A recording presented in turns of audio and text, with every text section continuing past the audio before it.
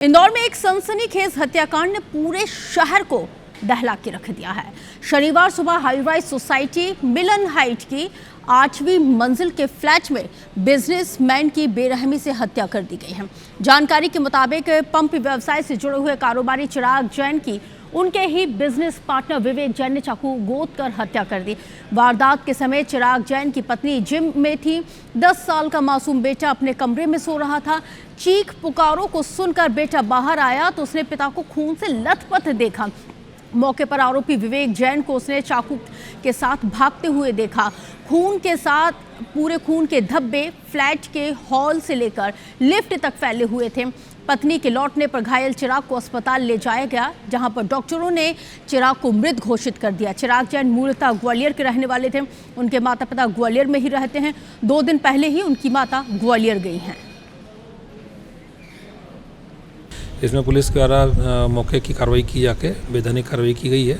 PM report पे से इसमें क्लियर हो पाएगा कितना चोट लगी है। बाकी उन्होंने जो है चाकू से इसको जो घरों में उपयोग होने वाले चाकू, इस प्रकार के चाकू से कोई हत्या घटना करना पाया गया है। अभी पुलिस टीम लगी हुई है, जल्दी गिरफ्तारी कर ली जाएगी। बेटा बोलो अंकल मेरे पापा को बचा लो, मेरा पूरा परिवार बर्बाद हो चुका है। तो मैंने दरवाज़ा खोला था तो मैंने झांक के देखा तो चिराग लीटर हुआ था और ब्लड चारों तरफ फैला हुआ था। देखिए ऐसे तो कोई जानकारी नहीं मिली। 7:30 बजे के आसपास मुझे एक फ़ोन आया कि आपके बिल्डिंग में किसी का मर्डर हो गया है। तो फिर मैं उठी, मैं बाहर आई तो देखा तो यहीं हमारे फ्लोर पे ही बहुत भीड़ थी। तो हमारे सामने जो 809 में गुप्ता आंटी रहते हैं, उन्होंने बताया कि विहान के पापा को किसी ने चाकू मारा है और वो भाग गया है।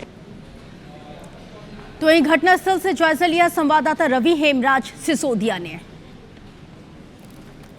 इंदौर के मिलन हाइट्स के 8 माले पर स्थित फ्लैट में व्यापारी के घर में घुसकर उनकी हत्या हुई है। बताया जा रहा है कि उन्हीं के दोस्त ने फ्लैट के अंदर वो दाखिल हुए और चाकू से गोद कर उनकी हत्या कर दी। इस वक्त मैं मौजूद हूँ मिलन हाइट्स के 806 फ्लैट नंबर ब्लॉक C1 है और बताया जा रहा है कि ये वही फ्लैट है। आज ही सुबह की ये बात है जब चिराग जैन जो है अपने घर में मौजूद थे। उस समय पर उनके दोस्त विवेक घर में दाखिल होते हैं, चाकुओं से गोद कर उनकी हत्या कर देते हैं और उस समय पर उनकी पत्नी जो है वो जिम गई हुई थी और अब ये 10 साल का उनका जो बेटा है वो यहाँ पर मौजूद था और उसी ने सबसे पहले हत्यारे को घर से भागते हुए देखा और पहचान भी उसने की है कि वो जो आरोपी है वो कोई और नहीं उनके पिता का दोस्त विवेक जैन है। बताया जा रहा है कि उनके व्यापार को लेकर कुछ अनबन उनके बीच में चल रही थी और यही हत्या की वजह फिलहाल बनी है और इसको लेकर भी पुलिस इन्वेस्टिगेट कर रही है। जो इन्वेस्टिगेशन अधिकारी हैं दीपक जी मौजूद हैं। दीपक जी, फिलहाल क्या इस इन्वेस्टिगेशन में सामने आया है, क्या जानकारी मिली है? मैं अभी सुबह मॉर्निंग में पता चला था कि 6:30 से 7 बजे की घटना है।